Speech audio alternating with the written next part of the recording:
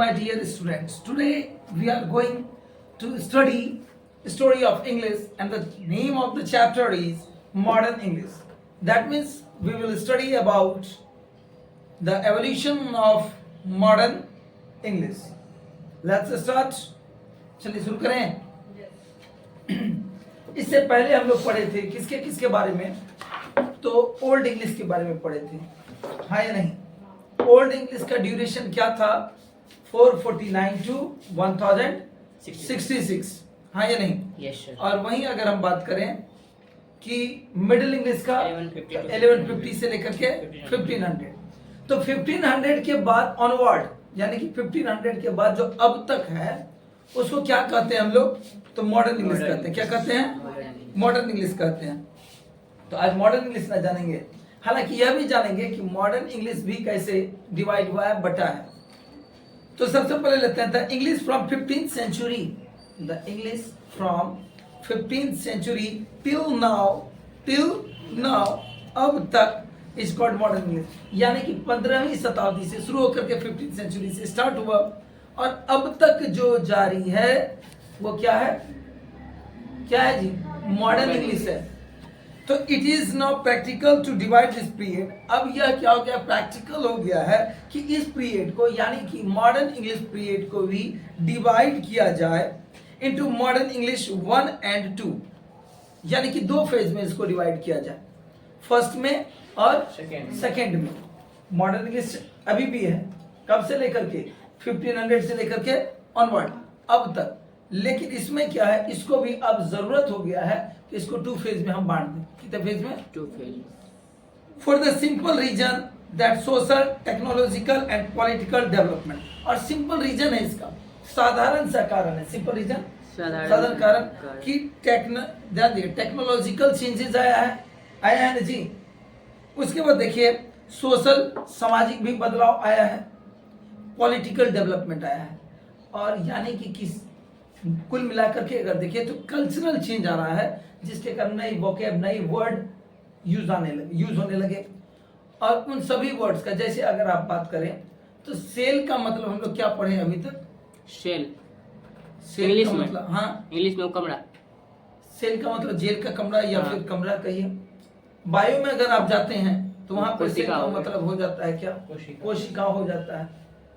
Physics में जाते हैं तो बैटरी हो जाता है.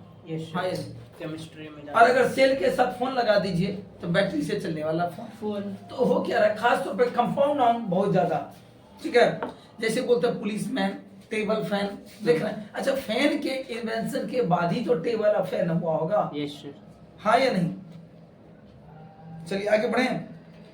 इन एंड आउटसाइड इंग्लैंड में टेक्नोलॉजिकल चेंजेस आया, पॉलिटिकल चेंज आया, सोशल चेंज आया, और आउट ऑफ इंग्लैंड यानी कि इंग्लैंड से बाहर भी चेंजेस आया या नहीं आया जी.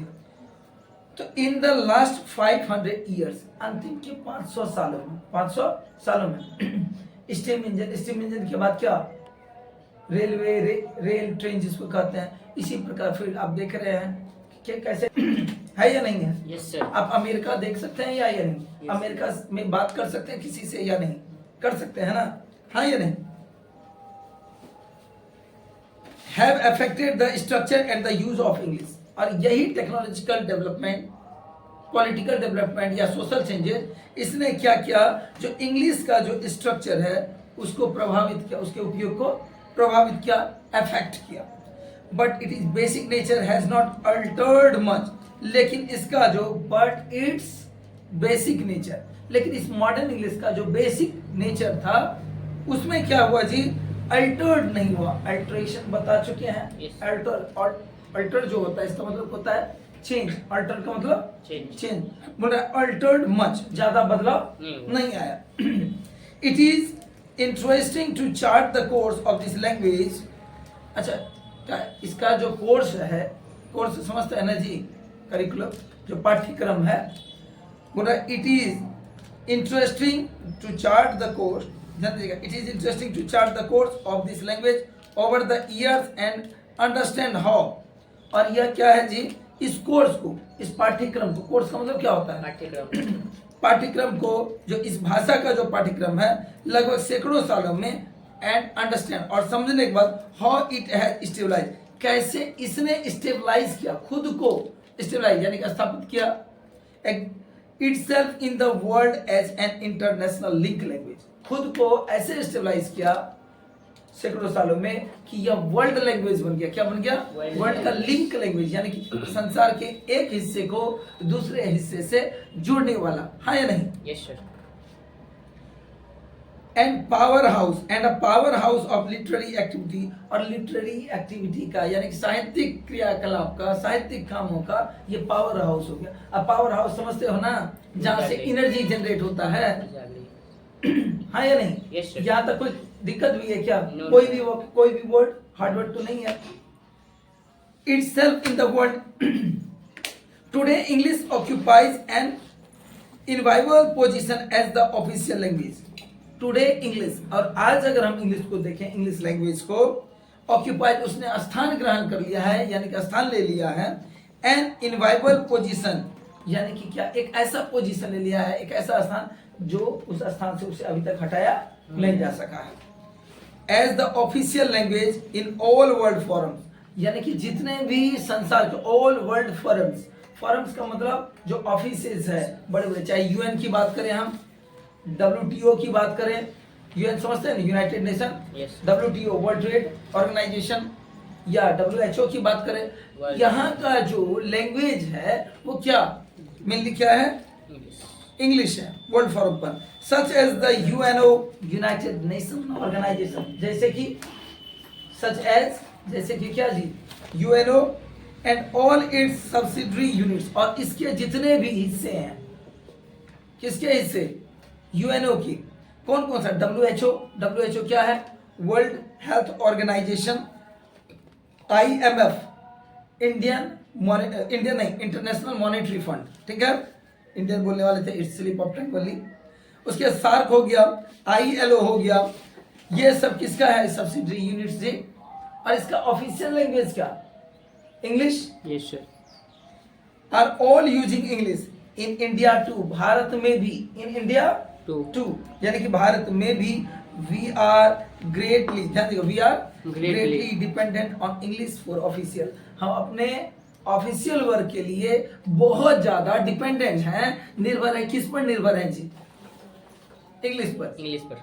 और इसीलिए हमारा कोटेशन आपको शुरू से पता होगा, जब भी हम बोलते हैं कि हिंदी हमारी मातृभाषा है, हमें अपनी माँ से प्यार करना चाहिए, where as English is our wife, without wife there is no life.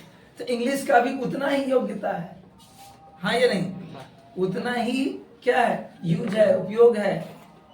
अभी आप अगर कहेंगे उत्तर भारत की बात अगर करें तो उत्तर भारत में हिंदी बोला जाता है, मेन लैंग्वेज तो, लेकिन अगर आप बढ़ते हैं उत्तर भारत, साउथ इंडिया की तरफ ही, इसी भारत देश में, तो बहुत सारा उड़िया, ये देखिए तमिल होता है, कन्नड़ होता है, अलग अलग लैंग्वेज है ना जी। Yes sir.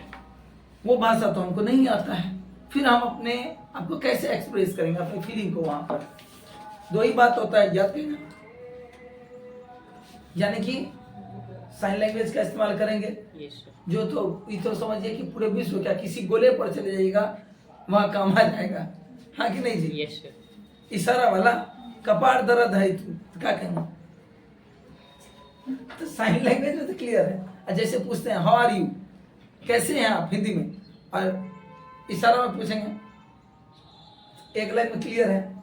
ऐसे किया समझ गए कि पूछ रहे हैं, सामने वाला क्या पूछ रहे हैं, बोल रहे हाउ आर यू, कैसे हो। तो चलिए वापस आते हैं। In India too we greatly dependent on English for official, social and commercial purpose. Official, social सामाजिक रूप पर भी, और कॉमर्शियल समझते हैं ना, वाणिज्यिक रूप से। वाणिज्य किससे जुड़ा हुआ बात है जी? व्यापार से जुड़ा हुआ है, व्यापार का जो हिसाब किताब। कॉमर्स का डेफिनेशन तो पता ही होगा आप लोगों को, नहीं पता है तो दिक्कत है, और नहीं पता है तो हम आपको बता भी नहीं सकते हैं, क्योंकि थोड़ा सा कॉमर्स से रिलेशन मेरा थोड़ा सा क्या कहिएगा दूर है, और कभी इंटरेस्ट भी नहीं आया और मौका भी नहीं मिला है। मौका मिलेगा तो जरूर पढ़ेंगे। चलिए, ग्लोबलाइजेशन। अच्छा, ग्लोबलाइजेशन जो वर्ड है इसको समझते हैं आप लोग? वैश्वीकरण। वैश्वीकरण, वाह क्या बात है, वैश्वीकरण। और आज हमारा जो पूरा का पूरा वर्ल्ड कहिए सचमुच एक घर के समान एक कमरे में हो गया है समझिए। और ऐसे कहिए सेलफोन के द्वारा अगर जाते तो मुट्ठी में। रिलायंस का जो धीरू भाई अंबानी थे उस टाइम में जो रिलायंस का टैगलाइन था, कर लो दुनिया मुट्ठी में, संभवतः कर लो दुनिया मुट्ठी में। तो मुट्ठी में है ना जी आज दुनिया। अभी हमको अगर अमेरिका से ऑर्डर करना है कुछ कर सकते हैं या नहीं? इज इट पॉसिबल टुडे और not? Yes sir. It's possible ना। तो बोल रहे ग्लोबलाइजेशन हैज फर्दर स्ट्रेंथ, यानी कि वैश्वीकरण ने ताकत या मजबूती प्रदान किया। किसको मजबूती प्रदान किया? देखिए, the requirement of learning and using English, यानी कि रिक्वायरमेंट जरूरत, किसकी जरूरत? इंग्लिश की, सीखने की और उपयोग करने की जो जरूरत है इंग्लिश का, इसको क्या किया जी? रिक्वायर क्या जरूरत है? फॉर एवरीडे एक्टिविटीज, रोजमर्रा के कामों में, एक्टिविटीज क्रियाकलापों में। अभी आप ऑनलाइन ऑर्डर देने जाएंगे फ्लिपकार्ट पे या अमेजन पे या मीशो, बहुत सारे हैं, है ना प्लेटफॉर्म जी। Yes sir. अब उस पर आपको क्या हिंदी में लिखा हुआ मिलता है क्या? ईमानदारी से बताइए। आपको वहां लिखना पड़ता है, जूता लिखिएगा या शूज लिखिएगा, मैन जींस लिखिएगा। इंग्लिश में ही ना पूरा का पूरा इंस्ट्रक्शन दिया हुआ रहता है कि कैसे ऑर्डर करना है, कैसे प्लेस करना है ऑर्डर को, क्या साइज है, हर कुछ, हाँ या नहीं? तो यहां तक तो कोई दिक्कत नहीं है, हाँ या नहीं? चलिए आगे बढ़े। तो the Indians are quick learner, और अगर इंडियंस की बात करें तो इंडियंस क्या है जी? क्विक लर्नर है, तेजी से सीखने वालों में से हैं। और हमारे अंदर यह एबिलिटी भी है कि किसी चीज को देखे, सुने, समझे और बहुत तेजी से उसको एडॉप्ट कर लेते हैं अपने आप में। The Indians are quick learner of the language, इस भाषा का, बिकॉज एज डिस्कस अर्लियर, क्योंकि इससे पहले इसके ऊपर चर्चा हो चुका है। क्या चर्चा हुआ है वो फिर से रिपीट करते हैं। We belong to the same Indo European family, क्योंकि हम लोग सभी जुड़े हुए हैं एक ही इंडो यूरोपियन फैमिली से। English is being taught and learn with all seriousness in countries such as China, English को सिखाया जाता है कहाँ जी? सीरियसनेस, बहुत ही सीरियसली लेते हुए, कहाँ कहाँ जी? चाइना जैसे देशों में, जापान जैसे देशों में, कोरिया में, इंडोनेशिया वगैरह में, है या नहीं? तो अभी अब आप बोलिएगा कि सर अभी आप बोले कि इंडिया को लर्न करने में इंग्लिश, यानी कि इंडियन पीपल को उतना ज़्यादा नहीं परेशानी क्विक लर्न। एक तो पहला रीजन ये है कि जो इंडो यूरोपियन लैंग्वेज ही है इंग्लिश, ठीक है। दूसरी बात है 200 ईयर्स तक लगातार हम कॉलोनी रहे थे। किसकी कॉलोनी रहे थे? ब्रिटिश के शासन में था भारत। तो कहीं ना कहीं सोशली देखिए, ऑफिशियली देखिए, हम पर इम्पैक्ट पड़ा इंग्लिश का, हाँ या नहीं? और हम कोई भी भाषा सीखते हैं, कैसे सीखते हैं? सुनते सुनते। बात समझ रहे हैं? अगर इसका इंग्लिश पूछेंगे तो आप क्या बोलिएगा? हिंदी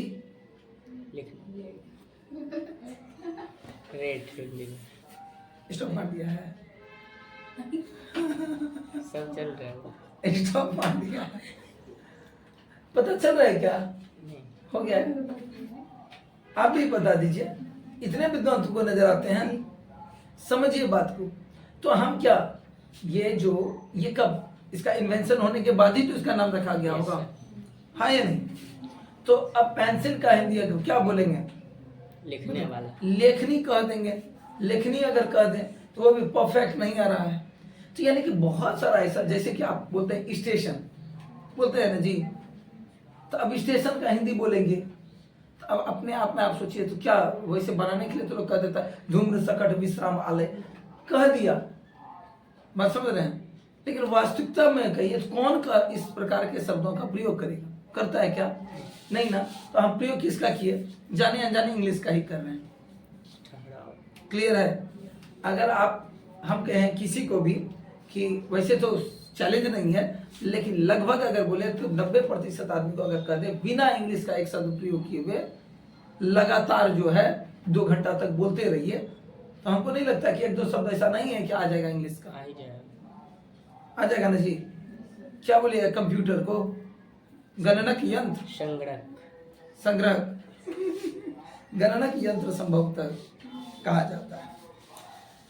तो आगे बढ़ते हैं। We belong to the same Indo European family. English is being taught and learn with all seriousness in countries such as China, Japan, Korea and Indonesia. The Indian advantage of knowing, speaking and writing correct English. और India को जो सबसे बड़ा advantage मिला, ठीक है, वो क्या एडवांटेज था? अंग्रेजी सीखने का या जानने का या लिखने का करेक्ट वे में will gradually disappear. ध्यान दीजिए, English will gradually disappear in the future generation of young Indians.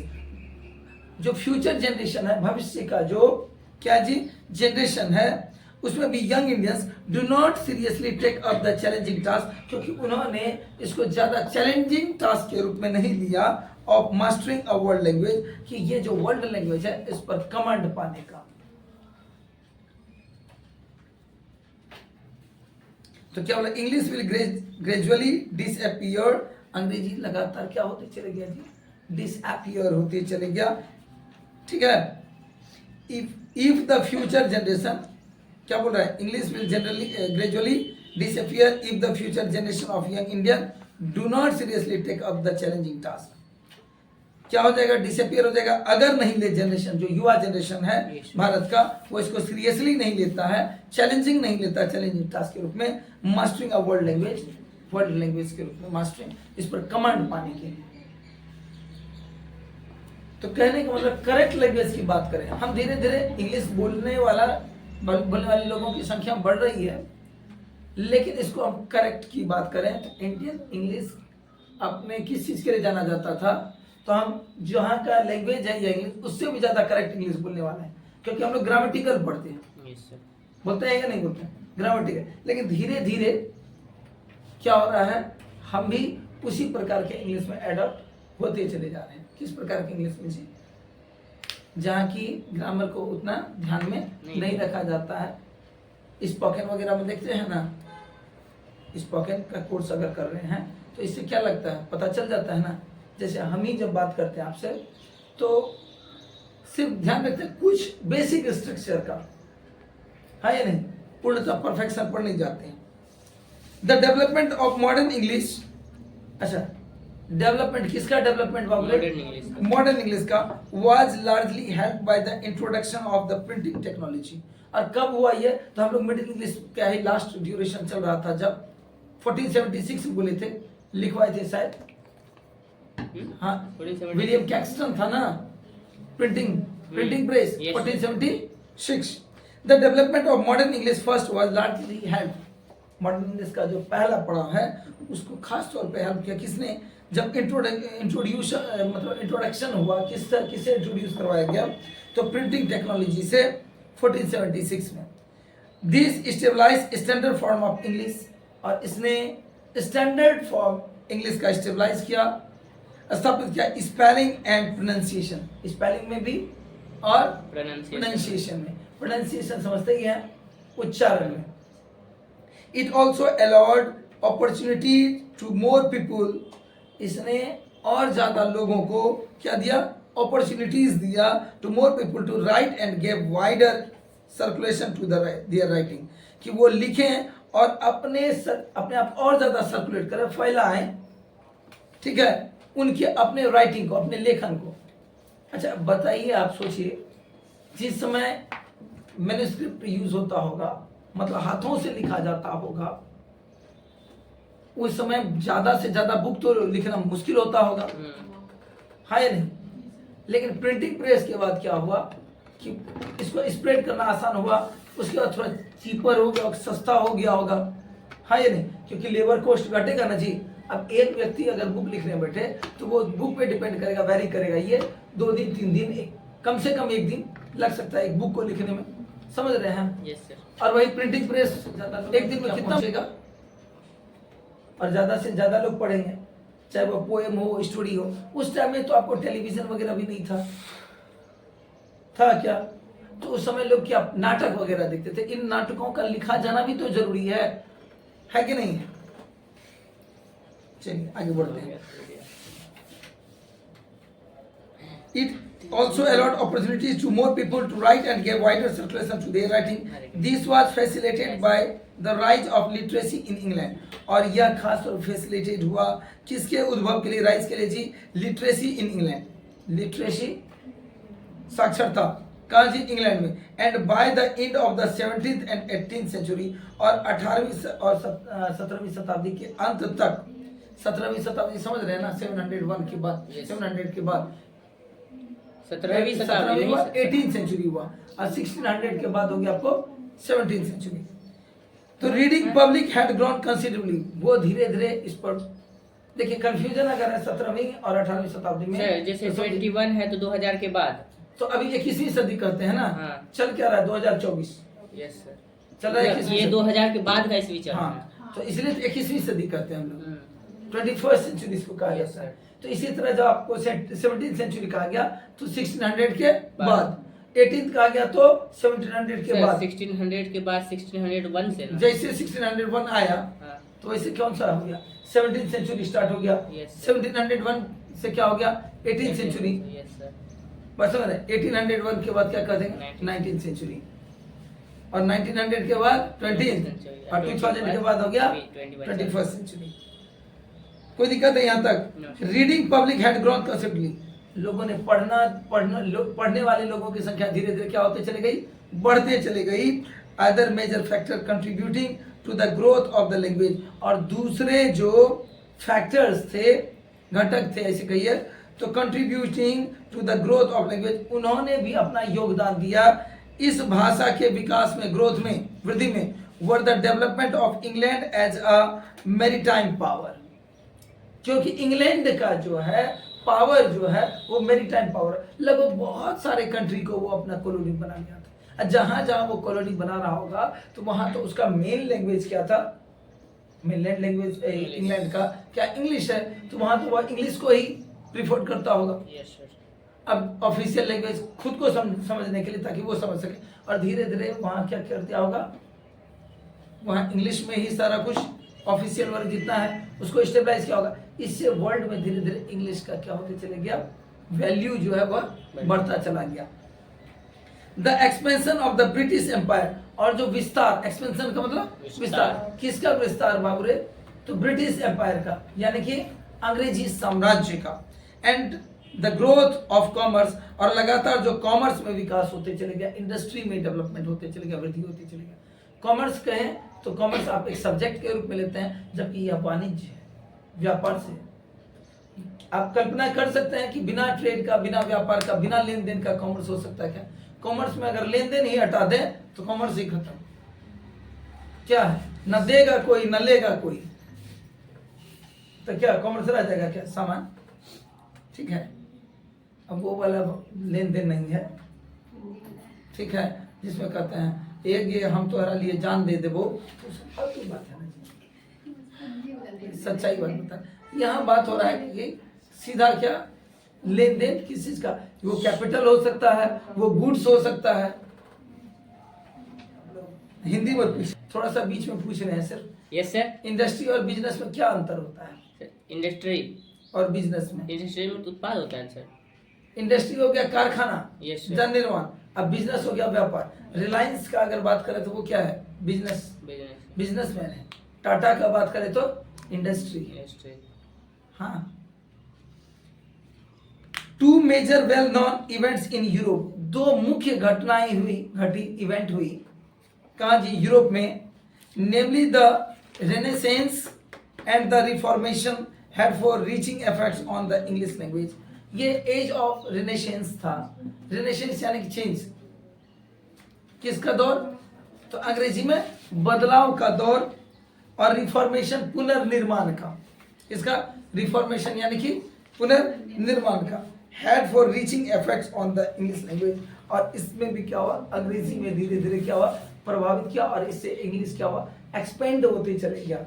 और आज इंग्लिश, मॉडर्न इंग्लिश की अगर बात करें तो ये क्या है, एक लिंक बना हुआ है वर्ल्ड लैंग्वेज। इसलिए कहा जा रहा है कि एक देश का दूसरे देश के बीच में, जैसे मान के चलिए अगर हमारा चाइना से कन्वर्सेशन या कम्युनिकेशन हो, तो दो ही बात है, या तो कोई मंडारियन बोलने वाला, चाइनीज बोलने वाला व्यक्ति हो जो ट्रांसलेट करे, लेकिन हर बात के लिए तो मुश्किल हो जाता है, बड़े लेवल पर वार्ता हो तो नहीं। तो इंग्लिश से ये चेंजेस आया, इसको अगर हम लोग देखें तो सबसे पहले हम लोग मिडिल इंग्लिश जब पढ़े थे या ओल्ड इंग्लिश पढ़े थे तो उसके वोकैब के बारे में भी जाने थे। यस सर, मिडिल में भी पढ़े वोकैब के बारे में, मॉडर्न में भी वोकैब को देख लेते हैं। उसके जो है दूसरा जब सेकंड क्लास देंगे आपको तो और विस्तार से चर्चा करेंगे, लेकिन अभी फिलहाल किसको देख लेते हैं, वोकैब को देख लेते हैं, ठीक है। It can well be understood that the rapid rate of change, इसको समझा जा सकता है, क्या बोला, it can well be understood, इसे अच्छे ढंग से समझा जा सकता है, that the rapid rate of change, कि लगातार जो बदलाव का दर था, ग्रोथ का, वृद्धि का, एंड डेवलपमेंट मेड, और यह जो विकास हो रहा था, इसने क्या किया, English realise that their vocabulary lack, तो इंग्लिश को इस बात का रियलाइज हुआ, यानी कि इंग्लिश में इस चीज की कमी देखी गई, लैक यानी कि कमी, बात समझे, इंग्लिश का यूज बढ़ते चला गया, स्प्रेड होते चले गया, लेकिन वोकैब के मामले में कई विद्वानों का आप मानेंगे तो उनका कहना है कि इंग्लिश क्या है, अंग्रेजी एक गरीब भाषा है, इसके पास शब्दों की कमी है, क्या चीज की, शब्दों की कमी है, नहीं तो बियर का मतलब भालू होता, बियर का मतलब जन्म देना होता, और बियर का मतलब ढोना होता, बियर का मतलब झेलना होता, एक ही वर्ड का कितना मीनिंग है, बात समझ रहे हैं। तो ऐसा बहुत सारे विद्वानों का मानना था कि क्या है, अभी भी मानता है कि इंग्लिश को पुअर लैंग्वेज वोकैब के मामले में, इस पर मेरी प्रतिक्रिया नहीं देंगे क्योंकि अपने आप को उतना बड़ा विद्वान हम तो मानते नहीं है ज्ञान के मामले में, लेकिन जहां तक है चलिए स्प्रेड करते हैं इसको।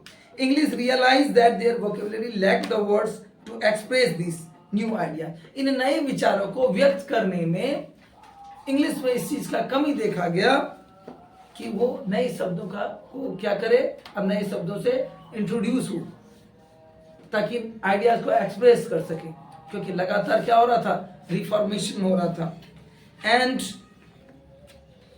Techniques thus began another phase of rapid borrowing from Latin, इस प्रकार दूसरा फेज शुरू हो जाता है, दूसरा फेज स्टार्ट हो जाता है, कौन सा फेज, दूसरा फेज स्टार्ट हो जाता है इंग्लिश का, क्योंकि अब क्या जो सोशल टेक्नोलॉजिकल या पॉलिटिकल चेंजेस आया, तो इससे क्या हुआ बाबरे, कि अब इसको लगने लगा, मतलब इंग्लिश में महसूस होने लगा कि यहाँ पर लेक ऑफ वर्ड्स है, वोकैब की कमी है। Thus began another phase of rapid borrowing, कि इसलिए दूसरा फेज शुरू हो गया बोरो करने का, अन्य भाषाओं से लेने का, क्या जी, वो भाषाएं थे लेटिन जो वोकैब लिया जा रहा था, French, Greek, Italian, Spanish and other languages, और भी अन्य भाषाएं। English absorb words from almost 50 different languages, English में एब्जॉर्ब किया गया, इंग्लिश ने एब्जॉर्ब किया करीब 50 से ज्यादा अलग अलग भाषाओं के शब्दों को एडॉप्ट किया है, आप समझ रहे हैं, 50 से ज्यादा भाषाओं को क्या किया है, एडॉप्ट किया है, including words from the language of Asia, जिसमें एशिया और अफ्रीका के भी वर्ड्स हैं, एशिया और अफ्रीका के भी वर्ड्स हैं। Some of this borrowing are given below, उनमें से कुछ नीचे दिए गए हैं, तो हम लोग उन वर्ड्स को देख लेते हैं।